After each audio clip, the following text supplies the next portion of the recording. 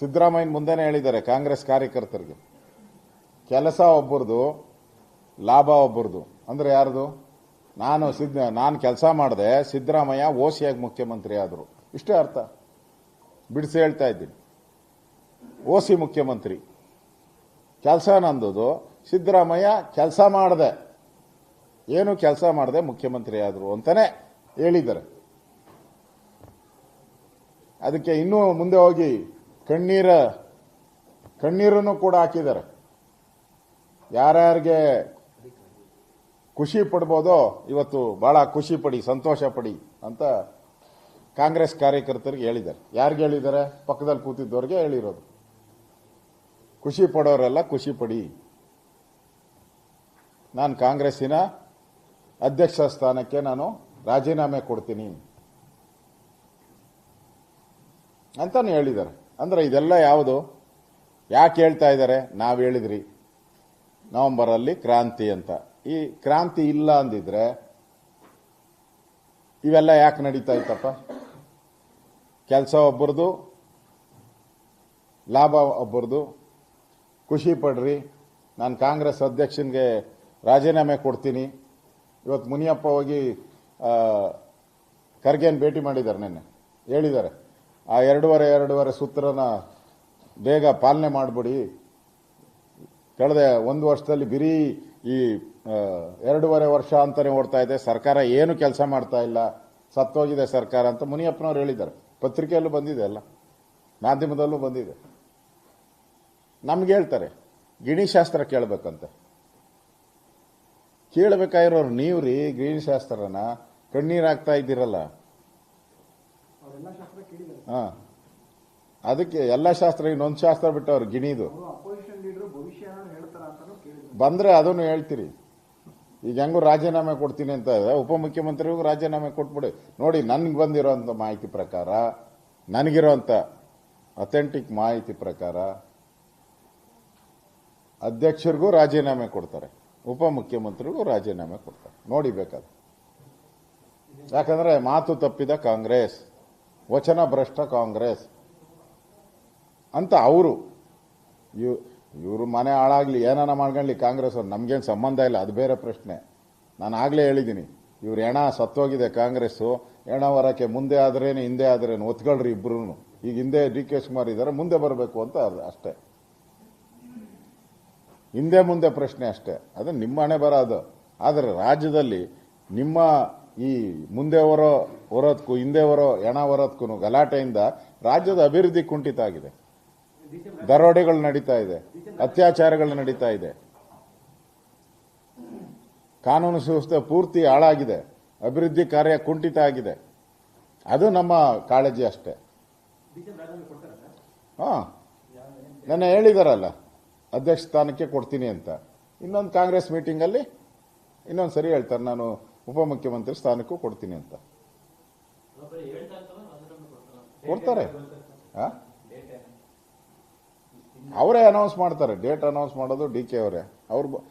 ಅವರು ಚಾಣಾಕ್ಷ ರಾಜಕಾರಣಿ ರೀ. ಅವರು ಅಣ್ತಮಾಸ್ ಇಬ್ರು ಹೋಗಿ ಡೆಲ್ಲಿಯಲ್ಲಿ ಕೂತು ಏನೇನು ಮಾತಾಡಿದ್ದಾರೆ ಅಂತ ನೀವು ಹೇಳಿದ್ದೀರಾ, ನೀವು ಬರೆದಿದ್ದೀರಾ, ನೀವು ತೋರಿಸಿದ್ದೀರಾ. ಆ ಥರದ್ದು ಯಾವುದೇ ಸಂದರ್ಭಗಳಿಲ್ಲ ನಮ್ಮಲ್ಲಿ, ಆ ಥರ ಯಾವುದೂ ಇಲ್ಲ. ನಾವು ಚುನಾವಣೆಗೆ ರೆಡಿ, ನಾವು ಚುನಾವಣೆಗೆ ತಯಾರಿದ್ದೀರಿ. Any time any moment.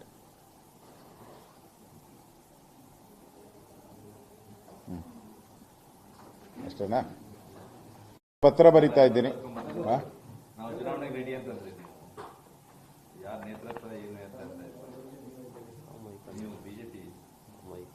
ನಮ್ದು ಕಮಲದ ನೇತೃತ್ವ,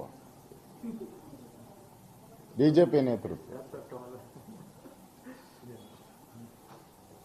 ಯಾರು ನಾಯಕರು ಇರ್ತಾರೋ ಅವರು. ನಮ್ಮ ಈಗ ಸದ್ಯಕ್ಕೆ ನಮ್ಮ ಪ್ರಧಾನಿ ನರೇಂದ್ರ ಮೋದಿ ಅವ್ರ ನಾಯಕತ್ವ, ನಡ್ಡಾ ಅವ್ರ ನಾಯಕತ್ವ. ಬಂದಾಗ ಚುನಾವಣೆ ಬಂದಾಗ ನೋಡೋಣ. ಇನ್ನು ಚುನಾವಣೆ ಅನೌನ್ಸ್ ಆಗಲಿ, ಅವಾಗ ರಾಷ್ಟ್ರೀಯ ನಾಯಕರು ಯೋಚನೆ ಮಾಡ್ತಾರೆ.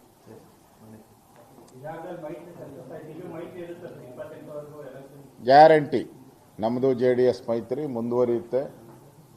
ಹಾಗೆ ಚುನಾವಣೆ ಗೆದ್ದ ಮೇಲೂ ನಾವು 170, 180 ಸೀಟು ಗೆದ್ದ ಮೇಲೂ ಕೂಡ ನಮ್ಮ ಮೈತ್ರಿ ಹಾಗೆ ಮುಂದುವರಿಯುತ್ತೆ. ಗೆಲ್ಲೋದು ಗ್ಯಾರಂಟಿ, ಸರ್ಕಾರ ಮಾಡೋದು ಗ್ಯಾರಂಟಿ. ಈ ಸರ್ಕಾರದ ಅಧಿಕಾರಿಗಳು ಏನೇನು ಅವ್ಯವಹಾರಗಳು ಮಾಡ್ತಾ ಇದಾರಲ್ಲ, ಲೂಟಿ, ಅದೆಲ್ಲದು ತನಿಖೆಗೆ ಒಪ್ಪಿಸೋದು ಗ್ಯಾರಂಟಿ.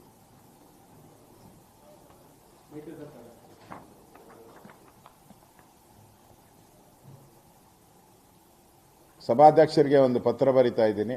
ಡಿಸೆಂಬರ್ ನಡೀತಾ ಇರುವಂಥ ಅಧಿವೇಶನದಲ್ಲಿ ರಾಜ್ಯದಲ್ಲಿ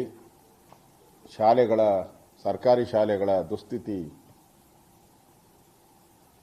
ಸೋರುತ್ತಿರುವ ಶಾಲೆಗಳು, ಮರದ ಕೆಳಗಡೆ ಪಾಠ ಮಾಡ್ತಾ ಇರುವ ಶಾಲೆಗಳು, ದೇವಸ್ಥಾನದ ಒಳಗಡೆ ಮಾಡ್ತಾ ಇರುವಂಥ ಶಾಲೆಗಳು, ಸರಿಯಾದ ಸಮಯಕ್ಕೆ ಬಟ್ಟೆ ಕೊಡ್ತಾ ಇಲ್ಲ, ಶೂ ಕೊಡ್ತಾ ಇಲ್ಲ, ಯೂನಿಫಾರ್ಮ್ ಕೊಡ್ತಾ ಇಲ್ಲ, ಟೀಚರ್ಸ್ ಇಲ್ಲ, ಆಮೇಲೆ ಪಾಸಿಂಗ್ ಈ ತಲೆನೋವೇ ಬೇಡ ಅಂತೇಳಿ ಈ ಕ್ವಶನ್ ಮಾಡ್ತಾರಲ್ಲ ವಿರೋಧ ಪಕ್ಷದವರು, ರಾಜ್ಯದ ಜನ ಕ್ವಶನ್ ಮಾಡ್ತಾರೆ. 35% ಮಾರ್ಕ್ಸ್ ತಗೊಂಡು ಪಾಸ್ ಆಗಬೇಕು ಅಂತ. ಆಕ್ಚುಲಿ ಏನಾಗ್ತಾ ಇದೆ, ಅಪ್ಗ್ರೇಡ್ ಆಗ್ಬೇಕು. ನಾವು ದೇಶ ಎಲ್ಲ ಮುಂದುವರಿಬೇಕಾದ್ರೆ, ನಾಲೆಡ್ಜ್ ಮುಂದುವರಿಬೇಕಾದ್ರೆ ನಾವು 35ರಿಂದ 40%ಗೆ ಹೋಗ್ಬೇಕು, 45 ಹಿಂಗೆ ಹೋಗ್ಬೇಕು, ಏರಿಕೆ ಮಾಡ್ಕೊಂಡು ಹೋಗ್ಬೇಕು ನಮ್ಮ ಬುದ್ಧಿಶಕ್ತಿಯನ್ನ. AI ಬರ್ತಾ ಇದೆ ಈಗ, ಆರ್ಟಿಫಿಷಿಯಲ್ ಇಂಟೆಲಿಜೆನ್ಸ್. ಅಂದ್ರೆ ನಾವು ಮುಂದುವರಿತಾ ಇದ್ದೀರಿ ಅಂತ.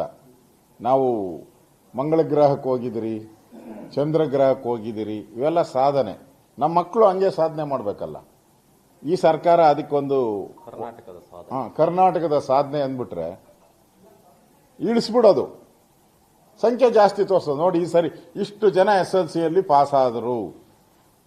ಇಲ್ಲಾಂದ್ರೆ ನೀವು ಕ್ವಶನ್ ಕೇಳ್ತೀರಾ, ಕಳಪೆ ಫಲಿತಾಂಶ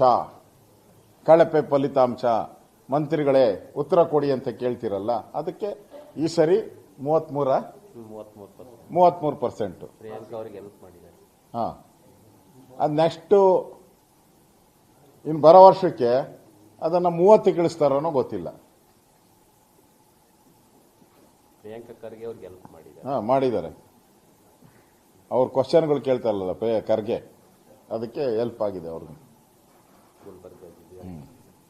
ಈ ಗುಲ್ಬರ್ಗಾದಲ್ಲಿ ಒಳ್ಳೆ ರಿಸಲ್ಟ್.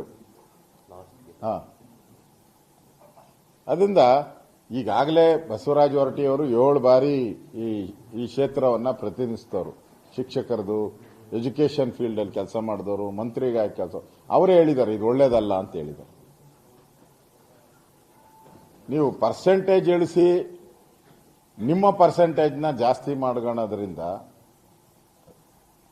ವಿದ್ಯಾರ್ಥಿಗೇನು ಒಳ್ಳೇದಾಗಲ್ಲ. ಇನ್ನೊಂದ್ಸರಿ ಅವಕಾಶ ಬರೆಯಕ್ಕೆ ಕೊಡ್ತೀನಿ, ಕೊಡಿ. ಸಪ್ಲಿಮೆಂಟರಿ ಬರೆಯಕ್ಕೆ ಅವಕಾಶ ಕೊಡಿ. ಯಾರು ಫೇಲ್ ಆಗ್ತಾರೋ ಅವ್ರಿಗೆ ಇನ್ನೊಂದ್ಸರಿ ಬರೆಯಕ್ಕೆ ಅವಕಾಶ ಕೊಡಿ. ನಾವು ಅದನ್ನ ಸ್ವಾಗತ ಮಾಡ್ತೀವಿ. ಈಗ ನೀವು 30% ಇಳಿಸಿದ್ದೀರಾ, ನೆಕ್ಸ್ಟ್ 30 ಇಳಿಸ್ಬಿಟ್ಟು ನೆಕ್ಸ್ಟ್ 25, 20 ಹಿಂಗ್ ಬಂದ್ಬಿಟ್ರೆ ಕತೆ ಏನು? ಆಮೇಲೆ ಶಾಲೆಗೆ ಹೋದ್ರೆ ಸಾಕು ಪಾಸ್ ಅಂತ ಕೊಟ್ಬಿಡಿ. ಇದಕ್ಕಿಂತ ಒಳ್ಳೇದು ಏನು ಅಂತ ಹೇಳಿದ್ರೆ, ಹಿಂಗೆಲ್ಲ ಇಳಿಸೋದ್ರ ಬದಲು ಶಾಲೆಗೆ ಮಕ್ಕಳ ಅಡ್ಮಿಷನ್ ಆದ್ರೆ ಪಾಸ್ ಅಂತ ಮಾಡ್ಕೊಂಡು ಹೋಗಿ. ಇದು ಪ್ರಪಂಚದ ಯಾವ ದೇಶದಲ್ಲೂ ಇರೋಂಗೆ ಇಲ್ಲ ಇಂದ. ಅದನ್ನು ಮಾಡಿಬಿಡಿ.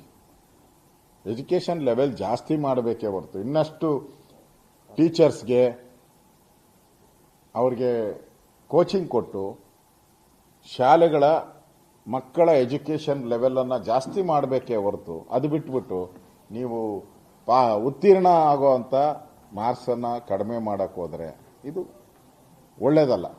ಈ ವಿಚಾರಕ್ಕೆ ಸಂಬಂಧಪಟ್ಟಂತೆ ಪೂರ್ತಿ 1 ದಿನದ ಚರ್ಚೆಗೆ ಅವಕಾಶ ಕೊಡಬೇಕು ಅಂತೇಳಿ ನಾನು ಸಭಾಧ್ಯಕ್ಷರಿಗೆ ಪತ್ರವನ್ನು ಬರೀತಾ ಇದ್ದೀನಿ. ಪಾಯಿಂಟ್ಸ್ ಅನ್ನು ಕಳಿಸ್ಕೊಡ್ತೀನಿ ಅವ್ರಿಗೆ, ಯಾವ್ಯಾವ ಪಾಯಿಂಟ್ಸ್ ಮೇಲೆ ಮಾತಾಡ್ತೀರಿ ಅಂತ. ಬಳ್ಳಾರಿಯನ್ನ ಜೀನ್ ಕ್ಯಾಪಿಟಲ್ ಮಾಡ್ತೀನಿ ಅಂತ ರಾಹುಲ್ ಗಾಂಧಿ ಚುನಾವಣೆಗಳನ್ನು ಭರವಸೆ ಕೊಟ್ಟಿದ್ರು. ಈಗ ಸರ್ಕಾರ ಮೂಲಭೂತ ಸೌಕರ್ಯ ಕೊಡದೆ ಇನ್ನು 32ರಷ್ಟು ಜೀನ್ ಫ್ಯಾಕ್ಟರಿಗಳು ಬಂದಿದೆ ಬಳ್ಳಾರಿ ಜಿಲ್ಲೆಯಲ್ಲಿ. ಇನ್ನೊಂದು ಕಡೆ ಹಾವೇರಿ ಜಿಲ್ಲೆಯಲ್ಲಿ ಆಸ್ಪತ್ರೆಯಲ್ಲಿ ಮೂಲಸೌಕರ್ಯ ಕೊಡದೆ ಗರ್ಭಿಣಿ ಮಹಿಳೆ ಹೆರಿಗೆ ಅಂತ ಹೋದವರು ಬೆಡ್ ಕೊಟ್ಟಿಲ್ಲ ಅನ್ನೋ ಕಾರಣ ಹಾವೇರಿಯಲ್ಲಿ ಟ್ವೀಟ್ ಮಾಡಿದ್ದೀನಿ. ಈಗ ಆರೋಗ್ಯ ಇಲಾಖೆಯಲ್ಲಿ ಅನಾರೋಗ್ಯ ಬಂದು ಬಹಳ ವರ್ಷ ಆಗಿದೆ. ಕಳೆದ ವರ್ಷ ಪೂರ್ತಿ ಯಾರ್ಯಾರು ಸರ್ಕಾರಿ ಆಸ್ಪತ್ರೆಯಲ್ಲಿ ಹೆರಿಗೆಗೆ ಹೋದ್ರು ಅವರೆಲ್ಲರೂ ತಾಯಿನೇ ಸತ್ತೋಗ್ಬಿಟ್ಟಿದ್ದಾರೆ. ಕೆಲವು ಕಡೆ ತಾಯಿ ಮಗು ಇಬ್ಬರು ಸತ್ತೋದ್ರು. ಬಳ್ಳಾರಿ ಒಂದರಲ್ಲೇ 12 ಜನ ಸತ್ತೋದ್ರು. ನಾನೇ ಹೋಗಿದ್ದೆ ಸ್ಥಳಕ್ಕೆ. ಇಡೀ ರಾಜ್ಯದಲ್ಲಿ ಕಳಪೆ ಔಷಧಿಯನ್ನು ಕೊಟ್ಟು ಸರ್ಕಾರಿ ಆಸ್ಪತ್ರೆಗೆ ಹೆರಿಗೆಗೆ ಹೋಗಬಾರ್ದು ಅನ್ನೋ ಪರಿಸ್ಥಿತಿ ನಿರ್ಮಾಣ ಆಗಿತ್ತು. ಈಗ ಹಾವೇರಿ ಜಿಲ್ಲೆಯಲ್ಲಿ ಎಷ್ಟು ಪಾಪಿಗಳಿದ್ದಾರೆ ಇವರು ಅಂತ ಹೇಳಿದ್ರೆ, ಈ ಆರೋಗ್ಯ ಇಲಾಖೆ ಅಧಿಕಾರಿಗಳು, ಆರೋಗ್ಯ ಮಂತ್ರಿಗಳು ಎಷ್ಟು ಬೆಡ್ ಕೊಡಲಿಲ್ಲ. ಬೆಡ್ ಕೊಡದೆ ರಸ್ತೆಯಲ್ಲೇ ಹೆರಿಗೆ ಆಗಿ, ಕಾರಿಡಾರಲ್ಲೇ ಹೆರಿಗೆ ಆಗಿ ಮಗು ಸತ್ತೋಗಿದೆ. ಈ ಶಾಪ ಸರ್ಕಾರಕ್ಕೆ ತಟ್ಟಲ್ವೇನು? ಈ ಸಾವಿಗೆ ನ್ಯಾಯ ಯಾರು ಕೊಡ್ತಾರೆ? ಈ ಸಾವಿಗೆ ನ್ಯಾಯ ಕೊಡಬೇಕಲ್ಲ. ಮುಖ್ಯಮಂತ್ರಿ ಏನೋ ಸಾಧನೆ ಹಾಕೊಂಡಿದ್ದಾರಲ್ಲ, 2 ವರ್ಷದ ಸಾಧನೆ ಅಂತೆ. ಈ ಮಗು ಸತ್ತಿರೋದ 2 ವರ್ಷದ ಸಾಧನೆ. ಒಂದು ಸಾಧನೆ 2 ವರ್ಷದ್ದು ಹಾಕೊಂಡಿದ್ದೀರಲ್ಲ ಅಡ್ವರ್ಟೈಸ್ಮೆಂಟ್ ಇವತ್ತು ಪತ್ರಿಕೆಯಲ್ಲಿ. ಇದು, ಇನ್ನೊಂದು ದರೋಡೆ. ಇವೆರಡು ನಿಮಗೆ ಸಾಧನೆ 2 ವರ್ಷದ್ದು.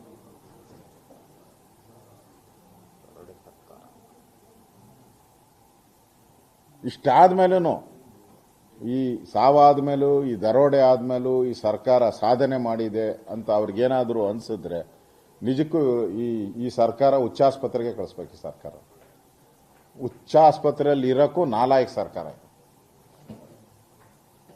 ಓಕೆ, ತಗೊಂಡಪ್ಪ ಊಟ. ಇದು ಇವತ್ತು ಬರೀತಾ ಇರೋದು.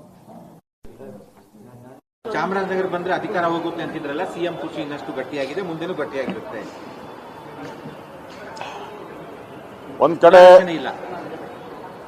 ಕಡೆ ಡಿ ಕೆ ಶಿವಕುಮಾರ್ ಅವರು, ಡಿ ಕೆ ಸುರೇಶ್ ಅವರು, ಇವತ್ತು ಕೂಡ ಡಿ ಕೆ ಶಿವಕುಮಾರ್ ಅವರು ಮಾತೇನು ಕೊಟ್ಟಿದ್ದಾರೆ, ಮಾತು ಪ್ರಕಾರ ಸಿದ್ದರಾಮಯ್ಯನವರು ನಡೀಲಿ.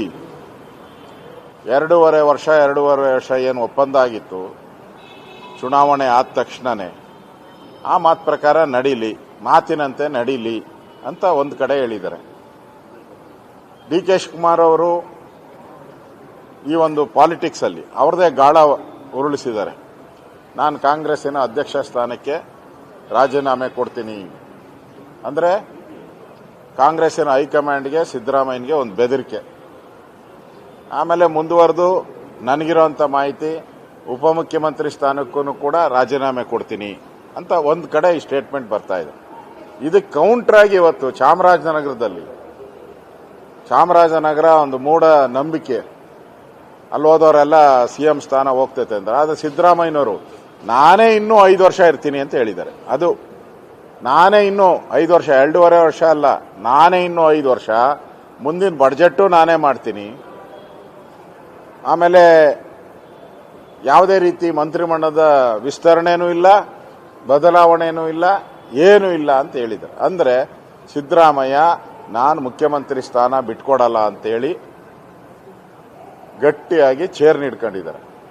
ಡಿ ಕೆ ಶಿವಕುಮಾರ್, ನೀನು ಕೊಟ್ಟ ಮಾತಿನಂತೆ ವಚನ ಭ್ರಷ್ಟ ಆಗಬೇಡ, ನೀನು ವಚನ ಭ್ರಷ್ಟ ಆದರೆ ನಾನು ರಾಜೀನಾಮೆ ಕೊಡ್ತೀನಿ ಕಾಂಗ್ರೆಸ್ ಪಾರ್ಟಿಗೆ, ಕಾಂಗ್ರೆಸ್ ಅಧ್ಯಕ್ಷ ಸ್ಥಾನಕ್ಕೆ ಅಂತೇಳಿ ಆ ಮನುಷ್ಯ ಕೂತಿದ್ದಾನೆ. ಒಟ್ಟಲ್ಲಿ ರಾಜಣ್ಣ ಏನು ಹೇಳಿದ್ರು, ಮಂತ್ರಿ, ಹಿಂದೆ ಮಂತ್ರಿ ಆಗಿದ್ದವರು, ಈಗ ಮಾಜಿ ಮಂತ್ರಿ, ರಾಮನಗರದ ಶಾಸಕ ಏನು ಹೇಳಿದ್ದ, ದಾವಣಗೆರೆ ಶಾಸಕರೇನು ಹೇಳಿದ್ರು, ಇಕ್ಬಾಲ್ ಹುಸೇನ್ ಹೇಳಿದ್ರು, ಶಿವಗಂಗಾ ಬಸವರಾಜ್ ಏನು ಹೇಳಿದ್ರು, ಅದೆಲ್ಲ ಕ್ರಾಂತಿ ಅನ್ನೋದು ಈಗ ಕರೆಕ್ಟ್ ಆಗ್ತಾ ಇದೆಯಲ್ಲ. ಸಿದ್ದರಾಮಯ್ಯ ಏನು ಹೇಳಿದಾನೆ, ಕ್ರಾಂತಿನೂ ಇಲ್ಲ, ಯಾವುದೂ ಇಲ್ಲ ಅಂತ. ಕ್ರಾಂತಿ ಇಲ್ಲ ಅಂದ್ರೆ ಯಾಕೆ ಪದೇ ಪದೇ ನಾನೇ ಸಿಎಂ ಅಂತ ಹೇಳ್ಬೇಕು? ನೀವು ಅವಶ್ಯಕತೆ ಏನಿದೆ? ಚರ್ಚೆ ಯಾಕೆ ಮಾಡ್ತೀರಾ? ಓದ್ ಕಡೆ ಎಲ್ಲ ನಾನೇನಂತೆ ನೆನ್ನೆನೂ ಹೇಳಿದ್ದೀರಾ, ಆಯ್ತು ಮುಗೀತು. ಮೊನ್ನೆನೂ ಹೇಳಿದ್ದೀರಾ, ಇವತ್ತು ಹೇಳ್ತಾ ಇದ್ದೀರಾ, ನಾಳೆನೂ ಹೇಳ್ತೀರಾ. ಹಾಗಾದ್ರೆ ಡಿ ಕೆ ಶಿವಕುಮಾರ್ ಯಾಕೆ ಕಾಂಗ್ರೆಸ್ ಅಧ್ಯಕ್ಷ ಸ್ಥಾನಕ್ಕೆ, ಉಪಮುಖ್ಯಮಂತ್ರಿ ಸ್ಥಾನಕ್ಕೆ ರಾಜೀನಾಮೆ ಕೊಡ್ತೀನಿ ಅಂತ ಇಂಟ್ಯಾಕ್ ಕೊಟ್ಟಿದ್ದಾರೆ? ಮಂತ್ರಿಮಂಡಲ ಯಾಕೆ ಹೇಳಿದ್ರಲ್ಲ, 2 ವರ್ಷ ಆದ್ಮೇಲೆ ಎಲ್ಲ ಮಂತ್ರಿಮಂಡಲವನ್ನ ಬದಲಾವಣೆ ಮಾಡ್ತೀನಿ ಅಂದ್ರಿ. 2.5 ವರ್ಷ ಆಯ್ತು, ಯಾಕೆ ಮಂತ್ರಿಮಂಡಲ ಬದಲಾವಣೆ ಮಾಡ್ತಾ ಇಲ್ಲ? ಸಿದ್ದರಾಮಯ್ಯನವ್ರಿಗೆ ದಮ್ಮಿದ್ರೆ, ತಾಕತ್ತಿದ್ರೆ ಮಾಡ್ಲಿ, ನೋಡೋಣ, ಅದು ಕನ್ಫರ್ಮ್ ಆಗ್ತೈತೆ. ಇವ್ರು ಮಾಡಿದ್ರೆ DK ಆಗಲ್ಲ ಅನ್ನೋದು ಕನ್ಫರ್ಮ್ ಆಗ್ತೈತೆ. ಅಲ್ಲ, ಅದು ಮಾಡ್ತಾ ಇಲ್ಲ. ಕ್ರಾಂತಿನೂ ಇಲ್ಲ, ಭ್ರಾಂತಿನೂ ಇಲ್ಲ ಅಂತಾರೆ. ಇಲ್ಲಿ ದಿನನಿತ್ಯ ಇದೇ ಸುದ್ದಿ. ಬದಲಾವಣೆ. ಕಳೆದ 2.5 ವರ್ಷದಿಂದ ಬೇರೆ ಸುದ್ದಿನೇ ಇಲ್ಲ. ರಾಜ್ಯದಲ್ಲಿ ದರೋಡೆ, ಅಭಿವೃದ್ಧಿ ಶೂನ್ಯ, ಹಳ್ಳ ಬಿದ್ದಿರೋ ರಸ್ತೆ, ಇದನ್ನ ನೋಡ್ತಾನೆ ಇದ್ದೀರಿ. ಇವರಿಬ್ರು ಚೇರ್ ಕಿತ್ತಾಡವನ್ನ ಇದುವರೆಗೂ ಬಿಟ್ಟೇ ಇಲ್ಲ. ಅದರಿಂದ ಸಿದ್ದರಾಮಯ್ಯ ಹಠವಾದಿ, DK ಶಿವಕುಮಾರ್. ಹೆಚ್ಚಿನ ವಿಡಿಯೋಗಳಿಗೆ ಪ್ರತಿಧ್ವನಿ ಯೂಟ್ಯೂಬ್ ಚಾನೆಲ್ ಸಬ್ಸ್ಕ್ರೈಬ್ ಮಾಡಿ, ಬೆಲ್ ಐಕಾನ್ ಕ್ಲಿಕ್ ಮಾಡಿ.